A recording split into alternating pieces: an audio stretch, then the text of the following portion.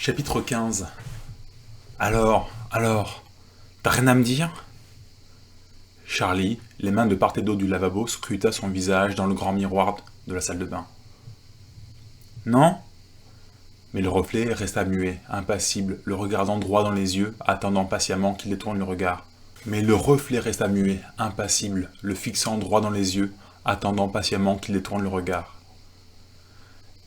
Cette fois-ci, il ne ressentit rien durant l'attente. Ce n'était pas la déferlante de reproches mêlée à la gueule de bois naissante. Non, là, parfaitement sobre, Charlie n'éprouvait aucun inconfort et la voix n'avait rien à lui dire. Une semaine auparavant, il avait mis au défi, il avait donné un coup de pied dans la fourmilière et avait sans doute ruiné en une seule soirée ses plans de vice-présidence. Elle lui en avait voulu, le soir même, et toute la semaine, mais lui, il n'avait rien lâché. Au contraire, lors de ses discours et entretiens, aussi courts soient-ils, les muscles de sa mâchoire et dans sa gorge s'étaient contractés et avaient coupé le sifflet à celle qui le prenait pour un véhicule, exigeait tant de lui sans donner quoi que ce soit en retour. La roue avait tourné. Quittant le banc de touche, il était enfin rentré dans la partie. Il n'était plus ce trublion sympathique permettant de vendre des journaux, mais une force disruptive menaçant les maîtres cachés dans leur château de papier. Si les libertariens buvaient ces déclarations comme du petit lait, et que les républicains se gaussaient de l'état de panique présupposé des huiles du DNC après le désaveu des électeurs, tout ce qui restait de presse et d'émissions télévisées au centre et à gauche les triait avec allégresse. Non, le résultat dans les 13 États ayant voté aux premières primaires du mois de mars ne voulait rien dire. Les chiffres étaient pure illusion. Le taux de participation record ne pouvait signifier qu'une chose. Les républicains, charmés par le révérend, s'étaient infiltrés et avaient fait entendre leur voix. Le révérend, avec sa vision simpliste, digne d'un ado rebelle de 13 ans, avait peut-être subjugué les complotistes et les simples d'esprit, les éléments les plus borderline du parti. Mais ses votes pour le bon n'étaient en rien le reflet des envies des vrais démocrates. En tout cas, les bien informés, les raisonnables, qui connaissaient quoi que ce soit en politique. Dans tous les journaux télévisés, ces déclarations étaient étayées d'interviews condescendants, de lebonistes, ces crétins fanatiques à peine cohérents. Courant février, après l'avoir sollicité pour un interview confidence avec un article d'au moins 4 pages sur papier glacé dans un magazine à grand tirage, celui-ci charcuta l'entretien au point de le faire passer pour un antisémite.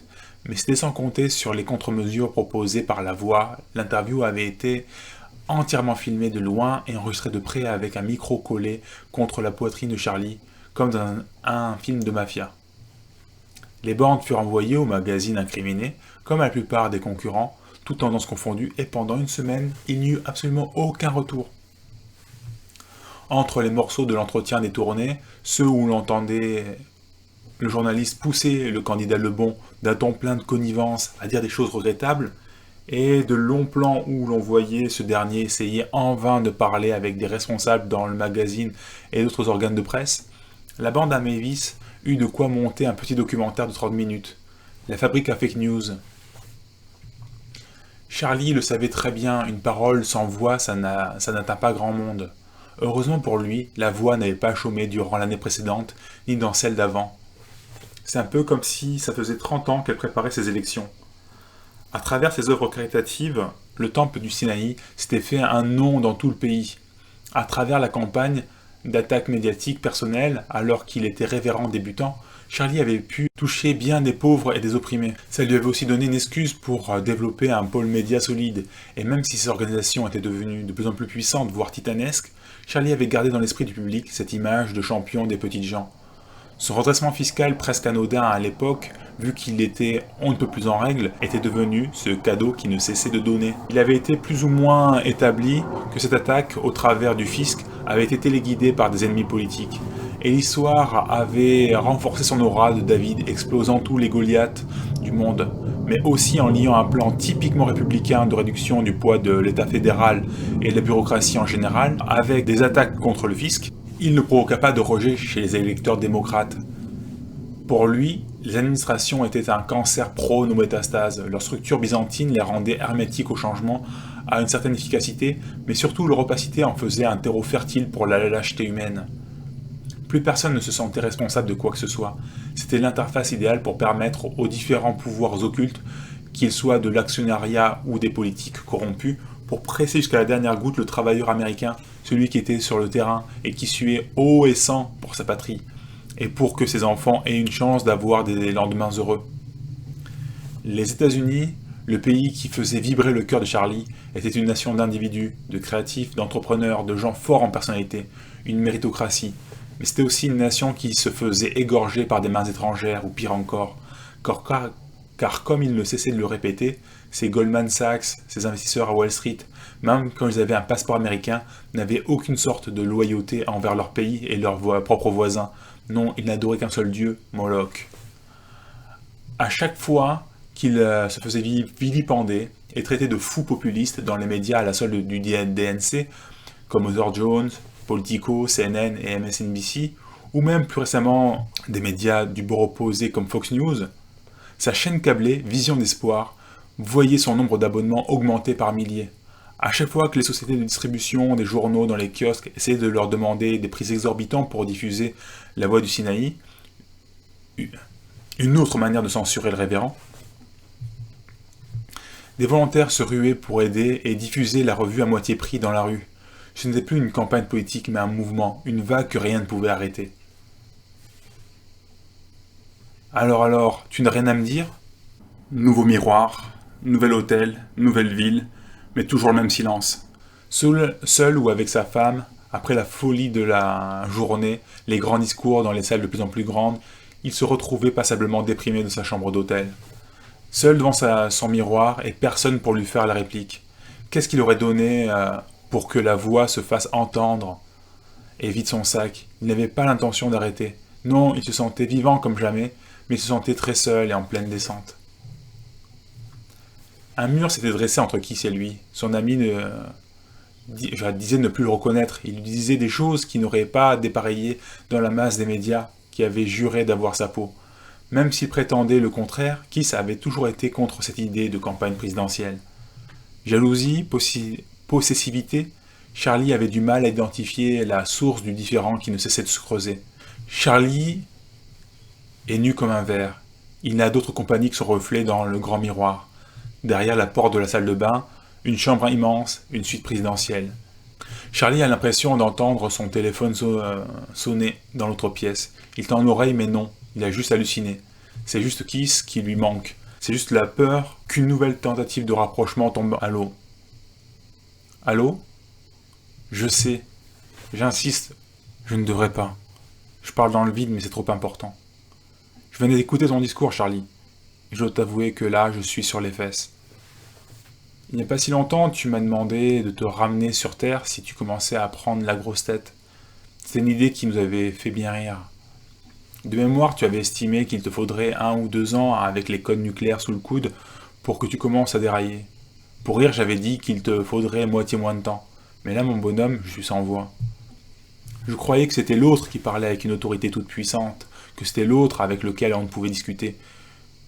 C'est lui qui savait. Point barre, fin de conversation. Là, j'étais sur la route. Je t'écoutais à la radio et il m'a fallu regarder la rediff pour m'assurer que c'était bien toi. Je ne te reconnais pas.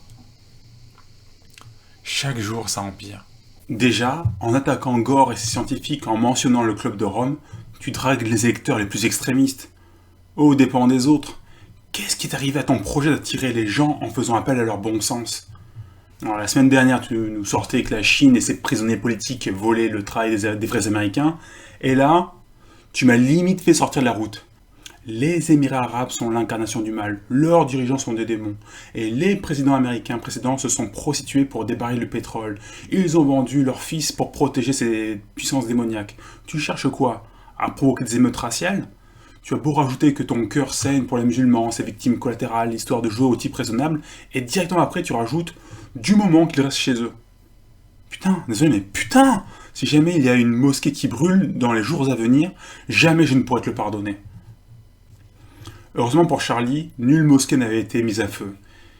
Il avait quelque peu mis de l'eau dans son vin durant ses discours suivants. Il avait rappelé Kiss et il s'était rabiboché, juste pour mieux se déchirer 2 jours après. Alors, qu'est-ce que t'as à me dire ? Une tentative pathétique, dite sans grande conviction. Et puis lui un bruit dans la chambre. Charlie tendit l'oreille. Non, il ne se trompait pas. Non, pas cette fois-là. Kiss, est-ce que c'est toi? Les primaires touchaient à leur fin, dans son camp, on l'estimait largement gagnant. Kiss l'appelait sans doute pour le féliciter. Ou dégoûté d'avoir à supporter ce cirque encore pendant quelques mois, il avait peut-être quelque chose de plus définitif en tête. Charlie, nu comme un ver, courut jusqu'au téléphone. Sur l'écran de l'appareil, le nom qui brillait n'était pas celui qu'il attendait. Charlie soupira. À l'autre bout du fil, les nouvelles étaient mauvaises. Grâce à une source infiltrée au sein du DNC, son directeur de campagne savait ce qui allait être annoncé le lendemain ou le jour d'après. L'appareil du Parti démocrate avait encore frappé, et la voix du peuple allait être étouffée. Après avoir fait de la rétention d'informations pour limiter les campagnes postales de publicité ciblée et s'être montré hostile avec le staff qui soutenait le révérend Lebon, les ponts du DNC avaient décidément frappé fort. À l'aide de consignes bien ciblées, les superdélégués, qui n'avaient pas de compte à rendre aux électeurs, allaient reporter leur vote pour Gore. Et en modifiant légèrement certaines règles, l'écart entre le vice-président de Clinton et Charlie s'était inversé. Alors, comme ça, rien ne peut t'arrêter? Charlie tressaillit comme réveillé au milieu d'un cauchemar. Ça venait de la salle de bain, il aurait pu le jurer. Tout va bien? Demanda le directeur de campagne. Une seconde, dit Charlie. Il retraça ses pas, en marchant sur la pointe des pieds. La salle de bain était bien sûr complètement vide. Il prit congé et raccrocha. De nouveau devant son miroir, il demanda. Tu savais que j'allais perdre, c'est bien ça?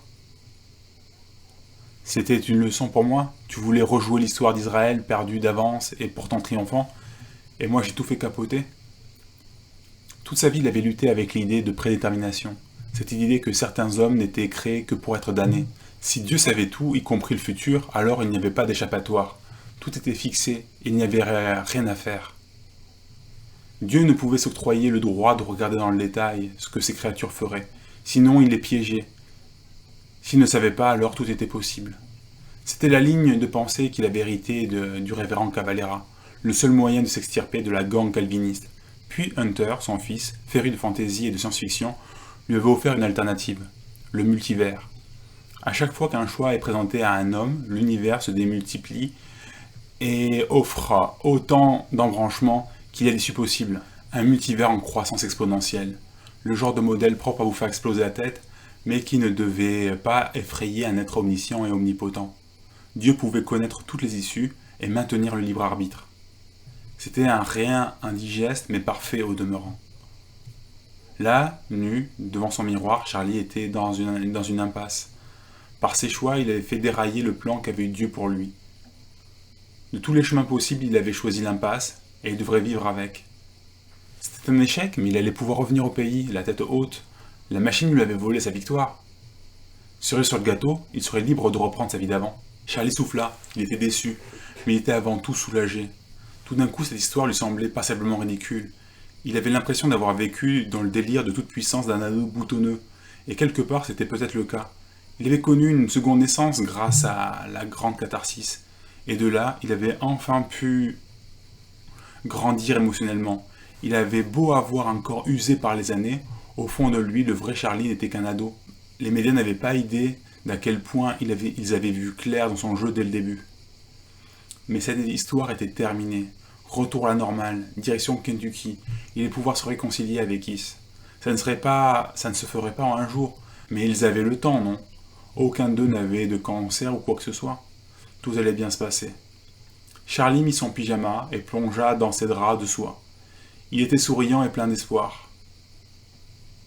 Mais cet enthousiasme ne l'aida pas à dormir, et 4 heures après, si la joie s'était fait la malle, le sommeil continuait de le distancer. Toutes sortes de pensées fiévreuses se mirent à lui tourner autour. Alors comme ça, tu crois que tu vas pouvoir t'en sortir? Tu as court-circuité les désirs du Saint-Esprit, et maintenant tout va bien se passer? L'ombre de la vengeance divine l'attrapa, le serra un instant, puis relâcha sa prise. Non, ça n'aurait pas donné une histoire bien intéressante. Une comme celle que Dieu affectionnait tant. Une avec une morale bien troublante. Le faire mourir ou détruire son empire c'eût été bêtement mesquin. Alors quoi? Et là il comprit qu'il s'était fait abuser du début à la fin.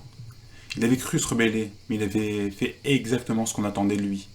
Dieu savait très bien comment il allait réagir. L'histoire n'était finie qu'en apparence. Maintenant, Dieu allait pouvoir briller. Il allait faire dérailler la machine. Les élections n'étaient décidément pas terminées. Charlie envoyait un message à Kiss. Il n'avait pas une minute à perdre, car tout ceci n'avait été qu'un préambule. En vérité, je vous le dis, même si le monde est dirigé par Satan, en ce moment, rien ne s'y passe qui ait reçu l'aval de Dieu. Pas un cheveu du juste n'est touché sans que cela soit autorisé. Le monde n'a pas été conquis par le diable, ce dernier ne jouit pas d'une quelconque forme de supériorité. Dieu qui sait tout et peut tout, dans une sagesse qui dépasse l'entendement humain, a choisi de donner au diable et à ses démons la planète pour étendre leur domination. C'est un terrain où l'homme est testé, où il peut démontrer sa valeur et les qualités de son cœur. Aucun challenge ne lui est donné qu'il ne peut dépasser, car même la mort n'est pas la fin, et celui qui a tenu bon jusqu'au bout sera ramené dans ce monde à la droite du Christ. Extrait de Charlie Lebon, Une vie en sermon.